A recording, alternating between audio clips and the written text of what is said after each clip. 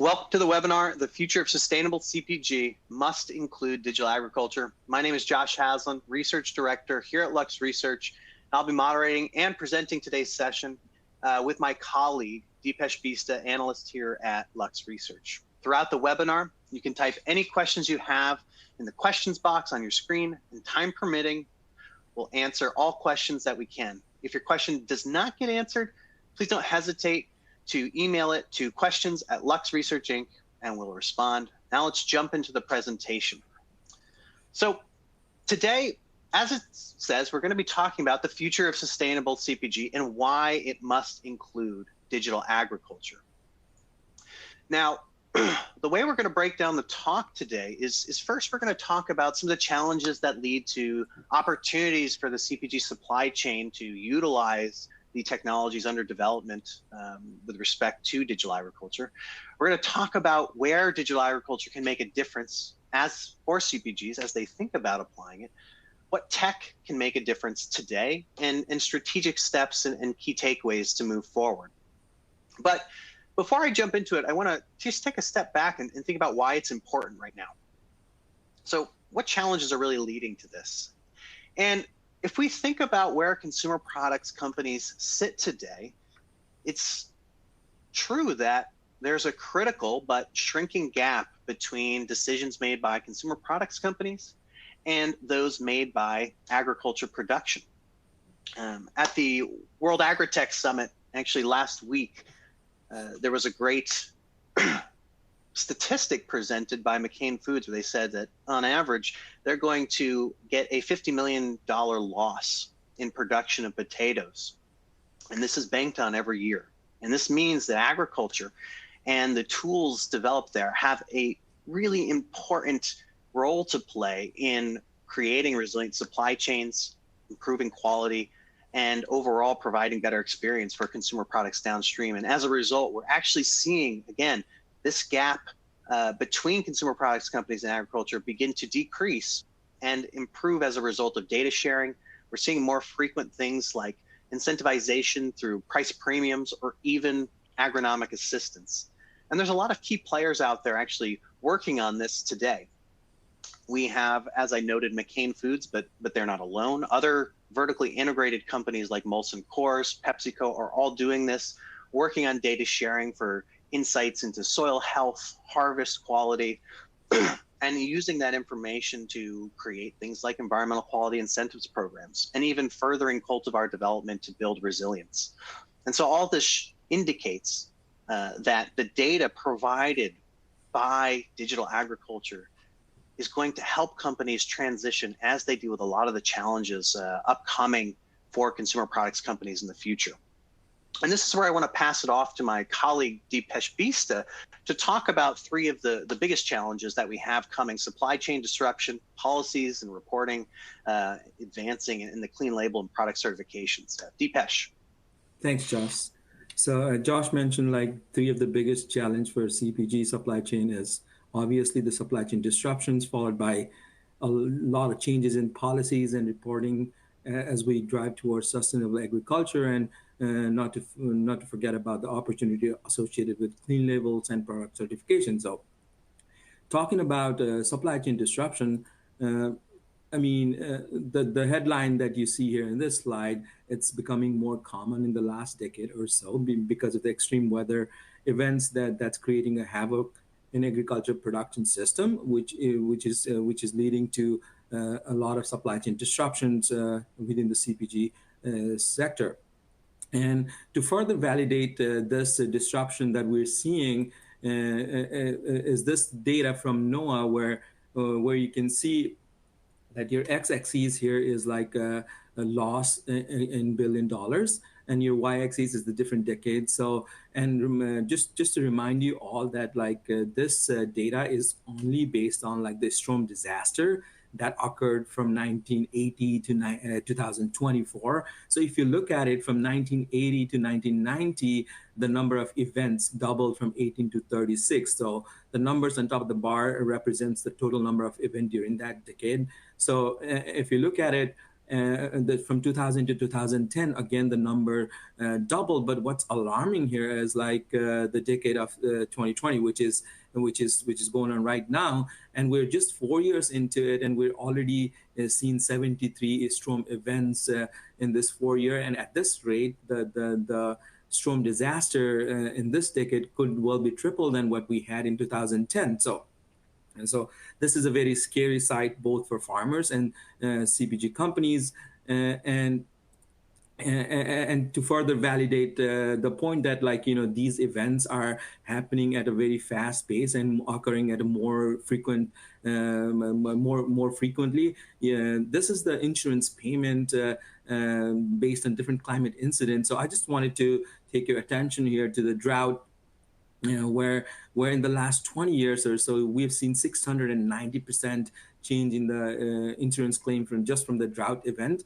And if you look at the heat, it's well over 1,000%. So, and just to be clear, this is a small percentage of farmers who have insured their crops, and the sample size is very small compared to many farmers who were not being able to insure their crops. And to talk a little bit more about what could happen when it comes to, like, the crop ill down the road. So this is a data simulation from NASA that shows that, like, corn, which is one of the major crops grown all across the globe, due to increased events like heat, temperature, and drought or erratic rainfall, you could see, well, 15 to 20% decrease in the yield in the next 3 to 4 decades all across the globe. And to add fuel to the fire, in the last few years, we've seen, like, input costs going up for farmers. And if you just look at the data that is on the very right hand column, you can see for your fertilizers like ammonia, phosphate, or potassium, and the percent change in the input cost is well above 50%. Well above 50%, making farming even harder for the farmers. Now let's talk about policy and reporting advances. So this timeline shows just in the last 4 or 5 years, there have been a lot of policy changes. And so starting with the farm to fork strategy from the European Union, which aims to reduce your synthetic fertilizer by 30% and pesticide by 50% by the year 2030. And India plans to be replacing all the diesel with green energy by this year. And European Union has a mandate that if you're importing any commodities, it has to be deforestation free. And the U.S. Farm Bill, which has not been passed, but it has extended, as heavily focused on, like, climate mitigation and adaptation. So this means that the risk management is the top priority for the United States government as well. Last but not least, the EU has finalized its ESG reporting rules, where according to the rule, any companies that is listed under EU securities, whether it's a EU company or a non-EU company, should report on environmental factors. That includes your scope 1, 2, 3 emissions, as well as, water, marine resource, circular economy, pollution, and biodiversity. But with all these problems, there is also an opportunity for clean label and product certification. When I say that, is like in the consumers over the years have become more aware of where their food is coming from, and, like, they're more into nutrient dense food. And you can see this trend with the growth of organic products as well. Over the year, all across the globe, there's been a steady growth of organic products. And North America has dominated the market with 42% share, but the highest opportunity for growth and is shared by fruits and vegetables, where by 2027, 90% of the products would be organic based. So, and talking about organic consumers, in United States alone, there's like 75 million people that depends on organic produce every day. And this is the data from our Lux Modi-based team, where you can see that the clean level and ingredients, the current maturity for this is 22%. In the next 24 months, it's supposed to be increasing by 30%, and for getting essential nutrients, which I mentioned about having a nutrient dense food in a diet, which means food that is free of sugar, or like less fat, or less sodium in our diet. And people, this maturity is currently at 15%, and which is predicted to go up to 25% in the next 2 years. This shows that like people really want to have a clean and nutrient dense food in their diet.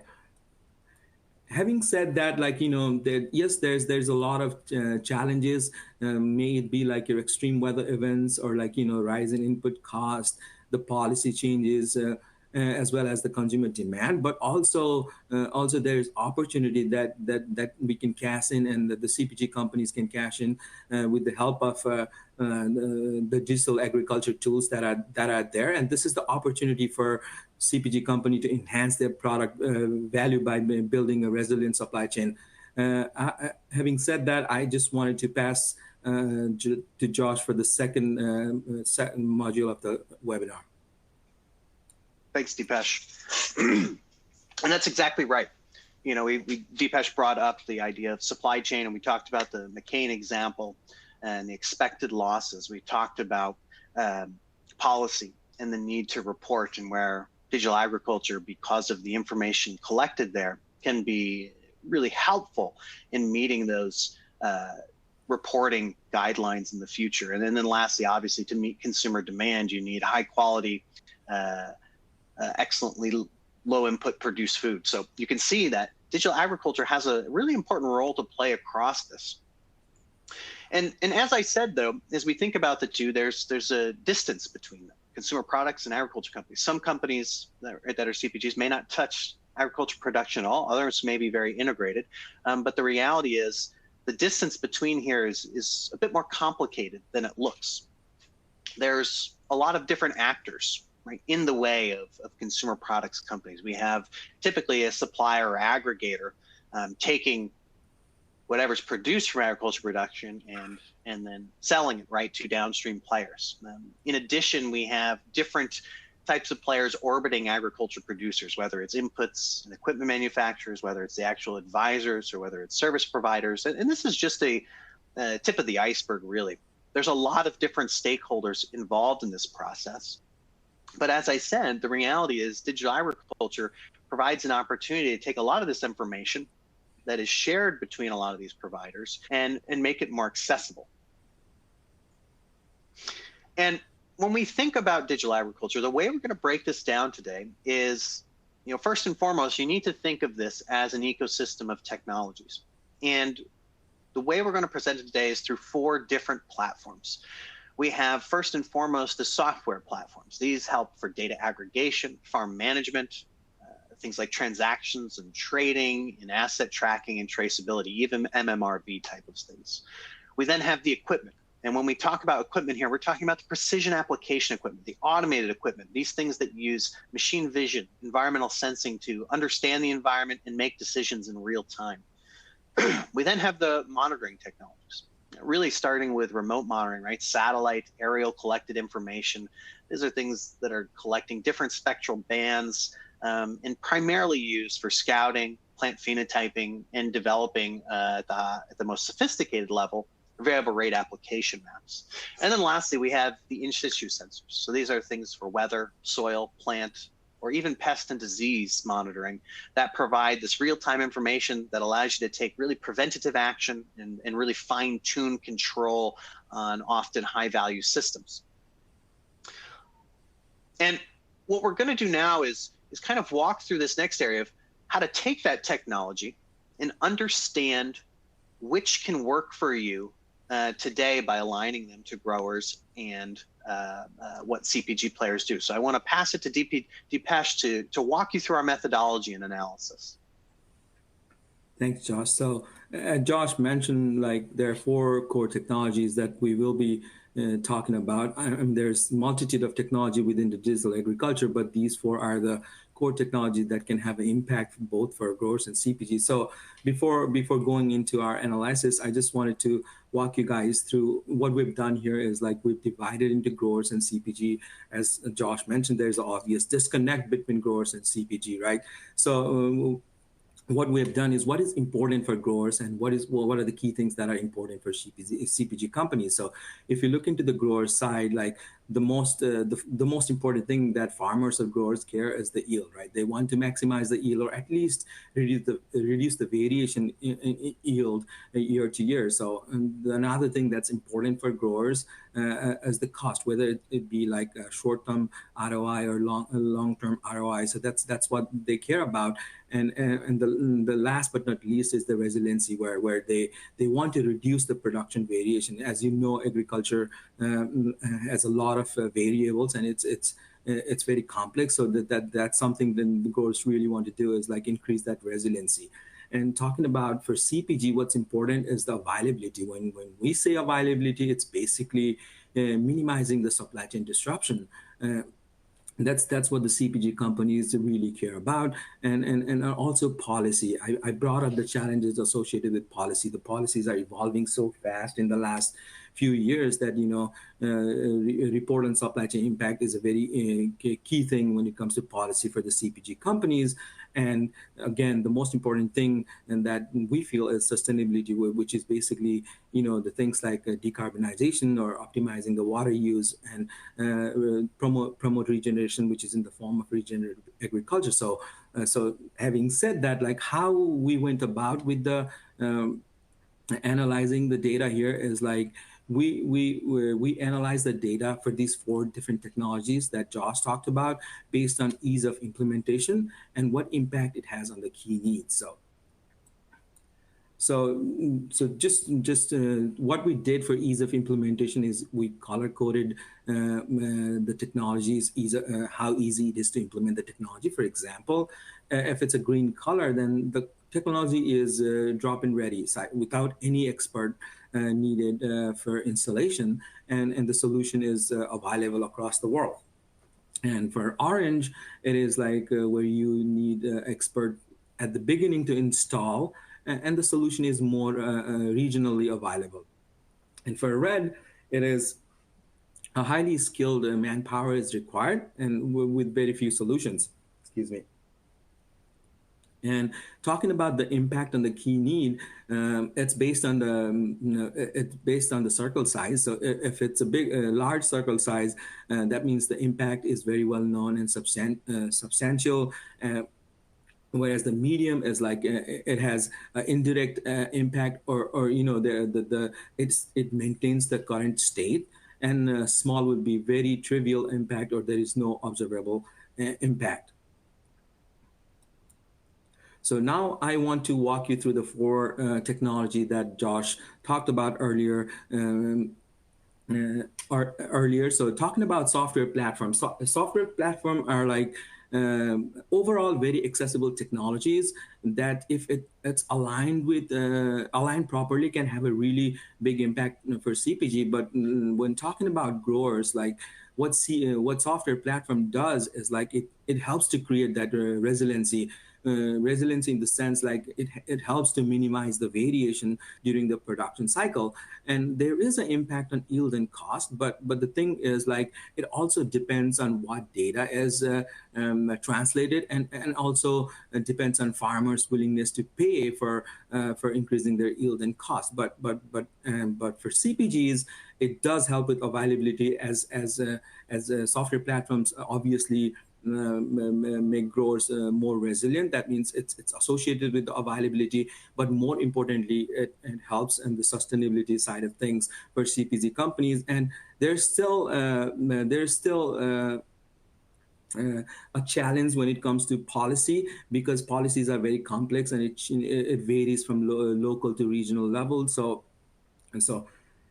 here's a good example of like how CPG company are leveraging software platforms. So General Mills is partnering with Regrow and Qantas to to quantify their scope 3 emission. As we all know, many of the CPG companies want to be net zero emission by X amount of time. Here, General Mills is aiming to be net zero by 2050. So what they've done is they partnered with Qantas and Regrow, where this partnership has enabled Regrow, Qantas, and General Mills to scale the data collection as well as fine tune the methodology that is associated with the analysis for scope 3 emission. And with this partnership, they aim to reduce 30% of their scope 3 emission. Not only that, not only General Mills, Vigro is also working with the likes of Kellanova of the world and Cargill of the world to monitor,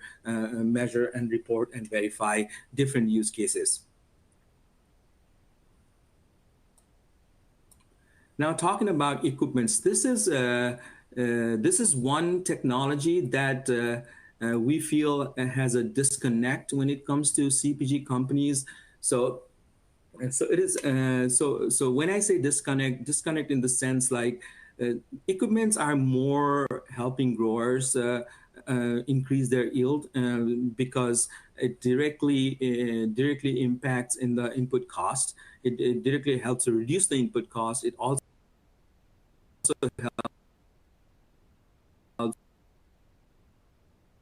with the man are able to increase their yield. But when talking about CPG companies, it helps with availability in terms of supply chain disruptions, but there is a possibility of helping CPG companies with sustainability aspect, but there still needs to be a solid partnership formed between CPGs and OEMs. So like I said, there is a slight disconnect between OEM and CPG companies. So what we've seen so far is OEMs are partnering more or less at the aggregator levels right now. So so the great example is here John Deere partnering with Cargill Region Connect. So Cargill Region Connect is an arm of Cargill where it's monitoring farmers' regenerative agriculture practices. So what this partnership has been able to do is use John Deere's data that it captures during the production cycle and document the changes that farmers are working on to build a solid system for MRVs. And this also has its own bottleneck in many ways, as bottlenecks in many ways, but still, having said that, there's still a bigger opportunity for CPG companies to engage with OEMs directly and tap into that sustainability attribute. Now talking about remote monitoring, out of all the four technologies, we believe that remote monitoring has the biggest impact for CPG companies.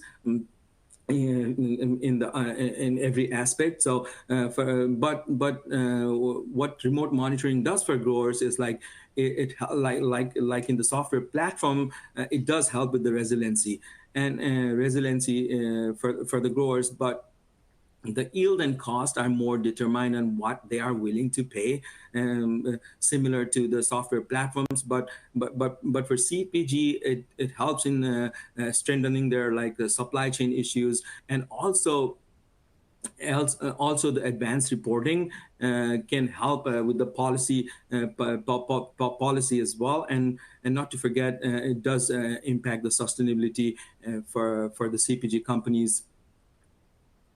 And the great example is McCain Food. Josh mentioned that the McCain CEO was talking about how they expect every year $50 million loss in production year to year, and they're preparing for that. So what McCain has done as one of the biggest producer of potatoes is they've been partnering with many of these digital technology platforms over the years. So, for example, McCain recently acquired a company called Persia Ag after partnering for several years. So Persia Ag basically is a satellite-based company, and that helps to predict the crop yield, optimize the harvest timing, and enhance the on-farm sustainability practices. So, and then the best thing about Persia is like they're only focused on potato, which McCain is McCain's primary focus. Having said that, not only Persia, over the years, McCain has also partnered and acquired technology intelligence technology platform like a Restaurant as well. So this is a great example where, if CPG company leverage the help of a digital technology platform, then they will be able to make their supply chain resilient moving forward. Talking about in situ monitoring. In situ monitoring are basically a technology that be able to give us the ground truth about what's going on with it at the field level. So it does have a bigger impact for growers when it comes to yield, because it will tell the real-time data for growers. And one thing in situ monitoring does well is like help cut the cost of during the production cycle for growers, as it will tell the amount of input that is needed during the production cycle, and also on a small angle help create resiliency for the growers. But looking into the CPG side, in situ monitoring helps CPG companies beyond your weather, pest, or soil nutrition. It improves the certainty of carbon monitoring for MMRV. So and that means if the data are transparent, it also helps CPG companies at the policy level as well, and not to forget about the sustainability side of things. So having said that, CPG companies and in situ monitoring platforms, we haven't seen much of a partnership, but what we have seen over the years is the partnership that's formed between different companies to understand the soil microbiome better. As we all know that the modern day agriculture believes that we need to better understand our soil first to move towards that sustainable agriculture practices. So this is a great example where Chrysalab is partnering with Trish Genomics and Earth Optics to understand the physical, chemical, and biological data of the soil. So what this partnership does, what this collaboration does is it helps to improve the resolution and ease of the MMRV. So by connecting all these data, may it be the reduced water use, or other microbial data and all that.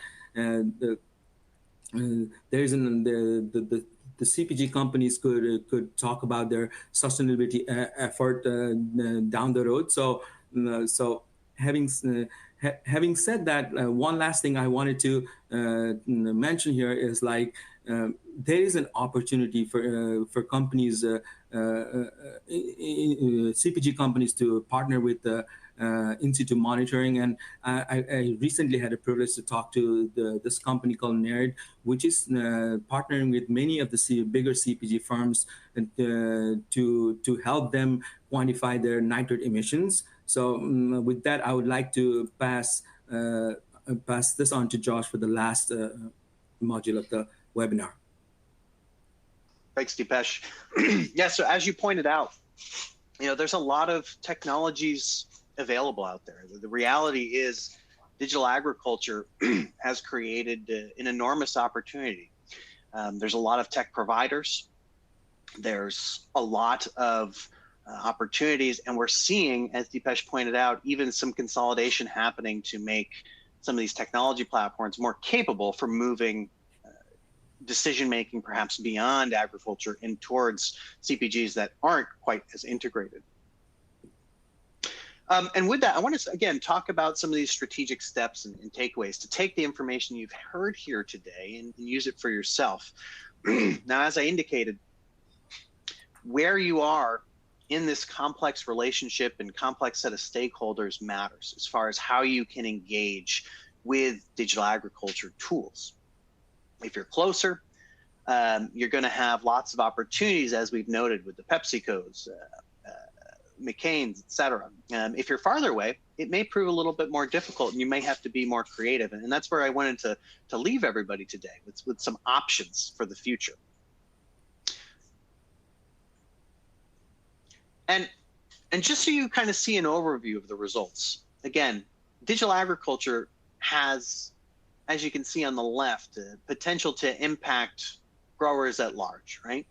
We see that overall, if you were to look at most of the size of the circles we saw, it was about on average in the middle, and colors were between orange and green, meaning that there's a large opportunity still and continuing to grow for digital agriculture to affect growers, right? Whether it's impacting yield using models, whether it's reducing costs through large-scale data availability and reduction of inputs, or whether it's for resiliency, monitoring that change over year, and mixing actually a lot of the input use, detailed information on scouting to increase productivity overall. But when we look at CPG, we do see a different story. There's a lot more red. Yes, there's a lot of opportunity here. These digital agriculture solutions can have an impact, but you can see first and foremost, the largest potential impact is for monitoring sustainability, right? Decarbonization is directly tied to things like regenerative agriculture. Optimization of water use is directly tied to reducing inputs. And then obviously we have promoting regeneration, absolutely critical with things like soil health. Right now, these tools don't connect directly to policy, but do connect to MMRV type of opportunities. Most, as Deepesh brought up with Trace Genomics and Earth Optics partnership, that particular aspect is going directly to helping companies in the future report on highly accurate carbon sequestration. And lastly, we have availability. Yes, digital agriculture directly tied to production and harvest can give you a good idea of risk in your supply chain. And the more detailed information you have, the better you're going to understand that risk, whether it's understanding disease and pests, or whether that's understanding severe weather events that we brought up earlier. All of these things can help you get a good idea of costs, of overall productivity, and in the end, help you, right, decrease risk and hopefully improve the resilience of your supply chain. So again, there's an enormous opportunity. The question is, what should you do first? And so to start, it's really important to take the distance from your producer at heart, right? So if you're close to the producer, right, what we've shown is you really want to think about building precision. You want to understand soil health. And this can all work towards understanding trials and analysis of what's going on in your supply chain. So we showed that there's numerous solutions out there. Don't be so concerned about actually moving away from some of these very integrated agriculture producers, because as we pointed out with the John Deere example, OEMs, for instance, hold a lot of the data in digital agriculture. So it may be important to work with them, perhaps not at first to implement equipment use, but to work and get that data so that you can use that data in your operations. And then perhaps in the future, move towards engaging to help implementation of those precision input technologies to actually then improve your sustainability. As you get a little bit further away, this is where you're going to be more focused on MMRV. Right? So think about remote sensing and in situ monitoring that is tied directly to a platform in this case. You want to be able to understand the soil, particularly carbon and water. And you want to be able to connect the dots not only to the value for you and the data you want, but also the short-term impacts to growers. And that's why I always say connect it to water and soil. Water is that short-term impact. Soil is the long-term impact that you can tie to your measure, monitoring, and reporting. And then lastly, as you move a bit further away, think about how you can incentivize supply chain resilience, right? If you're far away, you have less impact on what growers decide to do. So this is where incentivization of technology use is going to be really important. So what we want to do is balance incentivization and education, hopefully tie those together and use that as your hold in order to improve technology adoption, and build that resilience. So with that, I want to say and leave you with a few key takeaways. First, again, digital technologies are available. So the great thing about agriculture is we've got a lot of technologies out there. They can affect short-term, they can affect long-term opportunities. And number two is we've already begun to see some consolidation of capabilities. This is really good news for CPG, and that the more consolidation that happens, the more tools, the more that these tools will be flexible and begin to impact CPG. And lastly, success is going to require a mix of kind of direct interaction and software platforms. As we indicated, there's some monitoring technologies, and in most cases, you're going to want to tie those to different platforms. And you're likely going to have to incentivize in some way. So consider mixing, creating this mix of opportunities for yourself, because digital agriculture's future is really shining, and we're entering a kind of new phase of that, and we expect there to be more opportunities in the future. So with that, I want to say thank you to all, and we're open for some questions. And now I think we may have time for one question here, Deepesh. I think it seems like a lot of CPGs are interested in MMRV. And we talked a little bit about it, but are there any good examples of additional MMRV partnerships that are underway that are really using digital agriculture tools that you've been aware of? Yeah, that's a great question, Josh.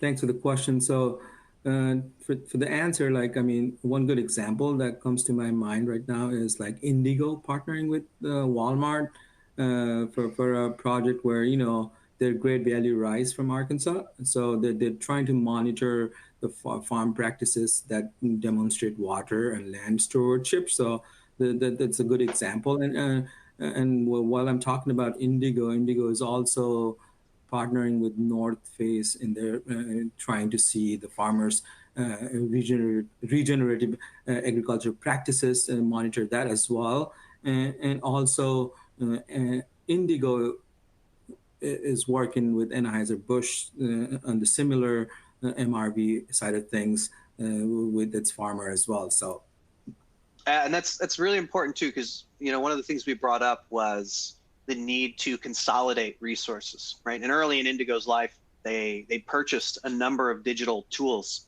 and have built models.